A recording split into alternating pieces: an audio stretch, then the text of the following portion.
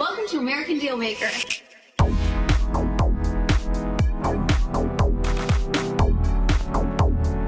After the episode, it's your turn. For season 1 of this podcast, we are voting on Twitter if the startup is a big break or a big mistake. But each episode, we're going to tally up those votes. And at the end of season 1 of this podcast, we're going to find out who has the American deal. So whoever has the most handshake votes on Twitter is going to be the startup with the American deal. So your votes do count. So I'm excited to see who has the biggest touchdown. Welcome to the Deal Room. Our first startup and first podcast guest is Hannah at the Mindful Startup. Today, we're going to see if it's a big break or a big mistake. This is a place where big ideas that push the envelope forward come to you and come to the deal makers. Cast your votes and head on over to the Twitter. I'm very excited to introduce you to Hannah. So Hannah, welcome to the Deal Room. So first of all, thank you for being here today. Of course, I'm so happy to be here. I also am a huge fan of your startup. I have watched the podcast, and you are doing also a lot of work right now building a new community, and I'm really excited to dive into that as well. So I'm really excited for our deal makers to get a view into why you became an entrepreneur, what the startup is about, and for you to be able to share with them so that they can learn about the Mindful Startup. That sounds great. Thank you so much, Connie. No, I appreciate being here so much, and I'm so excited to be here on the American Dealmaker. What an incredible concept. So I'm ready to bring my all today. Yay. I'm going to be starting off each guest with their pitch. So give us your pitch for the Mindful Startup. Absolutely. So the Mindful Startup is a online membership program designed to help entrepreneurs overcome the fear that has been standing in their way of building their dream business. I know that I struggled a lot with procrastination all throughout my schooling years, and it wasn't until I launched my startup where I was confronted face to face with my own procrastination problem and my own fears. And I began to realize that procrastination is not a time management problem at all. It's really an emotional management problem. I wanted to create a membership program that was designed to help entrepreneurs take action, overcome procrastination, so that they can build their dream companies and that they can get accountability along the way. Another reason I designed this program the way I did was because I found a tool that was very helpful to me was coaching. And I really loved coaching, but as a new entrepreneur, it's simply not sustainable to be able to continuously hire new coaches over and over again. As you know, it can be anywhere from $1,000 to just more and more, usually $3,000 on average for a 3-month coaching container. And that can be really helpful for an entrepreneur who's struggling with procrastination, but it simply isn't good for the long term. And so this program is also designed to be used instead of coaching if need be, but also it can be used with regular coaching programs. Amazing. I loved it. I loved every second of the pitch. So that's fascinating. I think the concept that procrastination is an emotional problem is something that I haven't heard before. So I'm going to be asking you a couple of questions for our deal makers to get to know you a little bit better, and I want to start there. So tell me how you came across that concept, and let's dive in and kind of explain a bit more about what that means. I created this membership program because it was the one that I needed. And I noticed that, procrastination was just sort of this lifelong struggle for me. And people in my life would say, well, you're just a procrastinator, and I called myself the same. I would wait the last second, turn in my essay at the very last 11th hour of the day. I thought that I was just going to be that way for life. I was just destined to procrastinate. And when I started to build my own company, become an entrepreneur, work by myself, I started to realize that underlying my procrastination was fear. Fear of success. Perfectionism. Perfectionism was often the reason that I would procrastinate. I wouldn't work on things because I wanted it to be perfect. I love this idea of emotional procrastination and that concept. Tell us a bit more about that.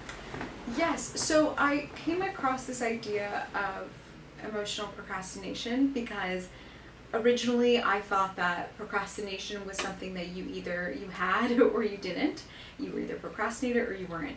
And I thought that I couldn't do anything about it for such a long time.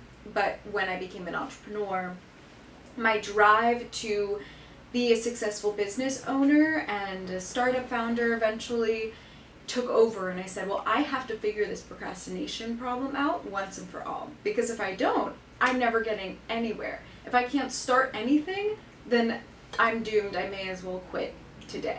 And so I said, all right, well, I've got to figure this out. And so I got a lot of books on procrastination. And when I actually learned Brené Brown's definition of perfectionism is sort of where it all began. Brené Brown, she talks about perfectionism. Perfectionism is a way of avoiding shame, blame, or judgment, and so we hide. We hide and we don't take action because we are trying to avoid and minimize judgment, blame, and shame and those feelings. And so when I realized what I was doing is I wasn't working or I wasn't starting on things because I was a perfectionist.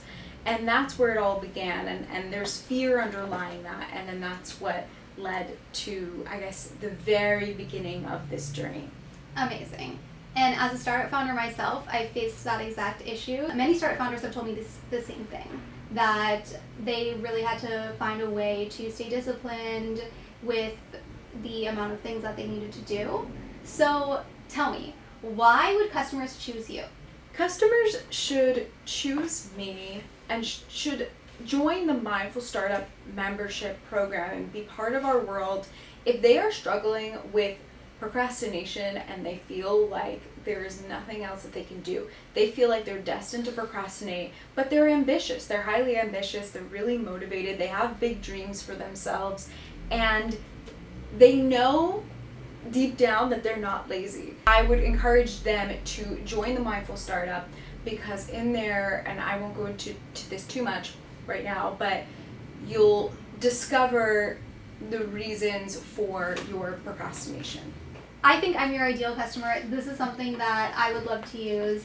I think it's about finding your potential, and what you're talking about, I think, is people who have this idea of what their potential could be and they really want to reach it and need some extra community, accountability to be able to accomplish those goals. And so for entrepreneurs, I think that's amazing that that's the people that you've chosen to work with, because I definitely see so many founders talking about the need to be better, and working with you is such an amazing opportunity to do so. I feel the same. Oh my goodness. Speaking about customers, tell me about your ideal customer. Yeah, so my ideal customer is someone who wants their dream goal more than anything, and they are terrified that their procrastination is going to hold them back forever and that they'll always be getting in their own way. But they are determined, they are fierce, they are ambitious and motivated, and they're willing to do whatever it takes to get to the end goal. And they're willing to be introspective and they have that growth mindset. So of course, those are the people that would be the perfect fit for the program. And it's that new or aspiring entrepreneur, or they can be into their journey as well, and it will help them too. And I think that that's what makes a great entrepreneur, is someone who is hardworking and someone who is driven enough to want to find a way to make it work. And I think that a program like yours is great for people who believe in themselves and can apply themselves to working on whatever is in their way. So for me right now, it's sounding like a big break. I know that you are working with entrepreneurs. Tell me why you started this business, why you became an entrepreneur. I wasn't really fulfilled as a student, to be honest with you, and I was creative, and I knew that I was passionate about starting things. And looking back, I see how I had those traits in me, I realized that I first wanted to become an entrepreneur by basically trying and failing at many different things. So I got closer and closer. I was in politics originally, and then I got into tech and into the tech world, and I was in private equity, and I started to realize, like, oh, okay, I like it. The closer and closer I get to entrepreneurship, I like it more and more. And I did a tech startup, a Techstars weekend in New York City. It's called Startup Weekend. It's a weekend of working towards an idea and building it over the weekend. It's really intense and it's fun. That is one of the first places that I learned, like, that, okay, I need to be involved not just in any of this, but in the startup world. I need to be an entrepreneur. And that's sort of where the seed was maybe first, not planted, but that's when I really realized. Mm-hmm. I love that. I think being someone who is an early adopter, who sees things ahead of the curve, is definitely, as a friend, something that I see in you as a person. You're always, I mean, being here as the first guest, you're always someone who takes ideas and is the person who champions and wants to explore. So I can completely see that's why you decided to go into entrepreneurship. I have a creative background as well, so I can relate, but I think it's also why you're a great person to work with startups, because you understand people that are a bit off the beaten path or more creative and have these different ideas that maybe nobody else sees, but you are someone who can see that in them and help them feel like, you know, maybe they're ahead of their time, but maybe if Hannah likes it, it's not too controversial, or maybe I just needed that extra push from someone who didn't think my idea was crazy. So I think that's something really key to have for startups, because as you know, probably, and as you probably faced along the way, people could call you crazy, but you need those people who can say, go for it. Oh, 1,000%. Thank you so much for saying that. No, I completely agree with you. Yes. So many people, we all need someone. I think everyone needs at least one person to believe in them. And yes, mm-hmm. I agree with you. So I'm just pacing around. And what I think the problem is that we need a little bit more information for our deal makers to let them know a full scope of your business. Because I know your business as someone who has, you know, listened to your podcast and seen behind the scenes, and I want them to have a bit more information. So Hannah, how big can this get? This can get huge because, I mean, we all know someone who deals with procrastination. We all know many people who deals with procrastination. And if you have a growth mindset, I think you're going to be naturally very interested in my program. Awesome. So Hannah, why is this needed? This is needed because we need more amazing, good-hearted people in positions of power. And I think that if we had more people who knew how to handle their procrastination problem, how to overcome it, and we gave them a way, a channel of actually achieving their dreams, and having that person who believes in them, those people who believe in them, that supportive community, they can do anything. And that's how we're going to have more people, good-hearted people in this world who are building amazing companies, in positions of power. And I agree. I would love to see that in the world. So I think that is why it's needed. Now, deal makers, I'm going to let these cue cards go for a moment and ask our studio audience if they have any questions for Hannah. So do you guys have any questions? So I was wondering what your target age demographic is for the app. That is a really great question. Thank you for asking that. You know, I've thought about this a lot, and obviously I have in mind, you know, a certain range, but I actually don't really want to put it in a box. I don't want to put it in a range. I don't want to give a target age demographic. And I know that sounds maybe a little bit wild to the people listening, but I really just want the person who the message resonates with them, they're feeling that pain, and they have that strong desire to create something greater for themselves and stop procrastinating, stop getting in their way. That is really who it is for. That's amazing. There are so many young founders today, and entrepreneurship doesn't have an age. You can be old, young. I think that as long as you have an idea, you could, become a business owner. And I think, we've seen kids do it. We've seen, people start their careers later. So I love that you say that. So Hannah, tell me about your technology. What are you currently building with?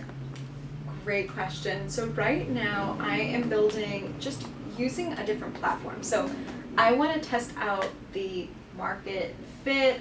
I want to conduct market research on this platform that I'm using. So I'm using actually someone else's platform, not one that I've built myself yet.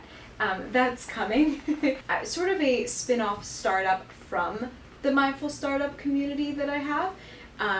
And that it will be an AI product, and we're still in stealth mode, so I can't talk about it too much. Completely online community.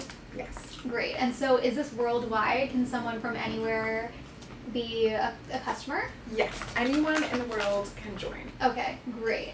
So let's take it back. When did you start working on the Mindful Startup, and what has your journey been so far? What have you faced along the way as far as challenges as well? Absolutely. So I would say that the Mindful Startup world started when I created my podcast, which was 2 years ago. This membership program, anyway, is very new. So I would say in the past few months. Wow. It's pretty young. That is a lot of progress to have made in the past couple of months to where it is today. Yes, it's been a lot of research probably over those 2 years that I was doing, because I was interested in those topics, and that's what I would talk about on social media a lot. And then from there, it was easy to decide what people wanted to see. Amazing. Well, I feel that this is a fantastic idea. I'm seeing confetti. I'm seeing success. So the fact that you've been able to start this as a podcast, create a online platform within 3 months, and the sky's the limit. It sounds like you have gotten a lot of traction so far for this to be a business. It looks like there's a lot that you still want to accomplish. So tell me what's next. What progress steps do you want to make? Absolutely. So we are going to the moon. What I'm working on now is I want to build a really great, something within the membership that I'm working on is a really great accountability system.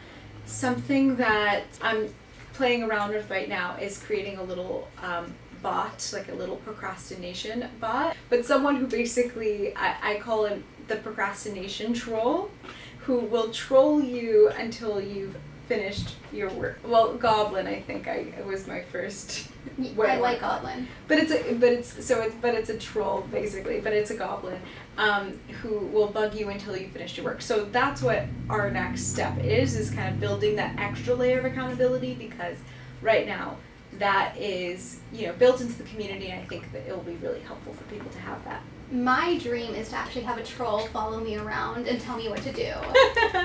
So that sounds amazing, especially if it's with AI, because that's probably better, even an advanced troll. I love that idea because, I think as a startup founder myself, there's always a long to-do list, and I'm also in that space with my startup. We're building Applause, which is, as you know, focused on habits, so I think that's one of the reasons that we get along so well, but we also share that same interest in helping people reduce procrastination. Knowing the details really brings it to life and paints a picture. I think that this could go, the best case projection of people really loving to have the troll follow them around, be their accountability bot, and the worst case projection of them having nightmares about the troll. But I think both would definitely help the business grow. Right. I could definitely see some memes coming from this. I want to thank you for being on the podcast today.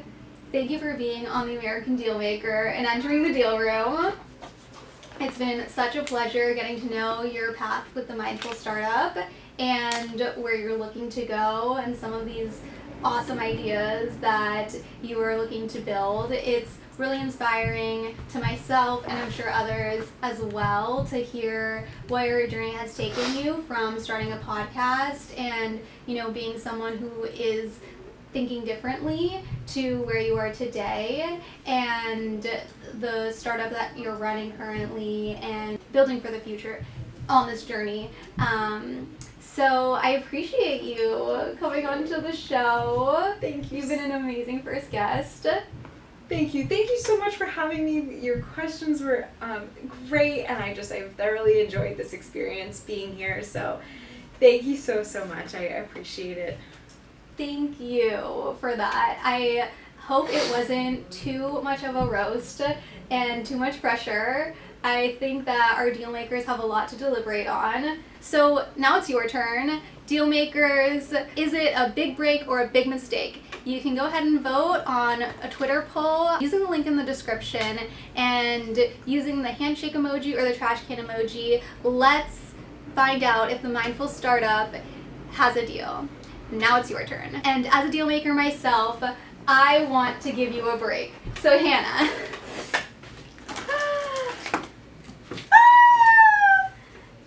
Thank you! For me, it's a big break. Oh my gosh! And my favorite! Kit Kat, I know. This is not sponsored. Not sponsored. Thank you. You know, I've thought about it, I've deliberated, I've made my decision. I want to give you a break. Thank you so much! Oh my gosh, I'm so excited! Yay! I love Kit Kats! So I'm going to give you all 4 because you've gotten the rating of 4. Oh my goodness! Thank you, Constance. Thank you to our studio audience for being here today. Thank you, Hannah, for entering the deal room. And thank you for watching the first episode of American Dealmaker. Thank you. Bye! Yay!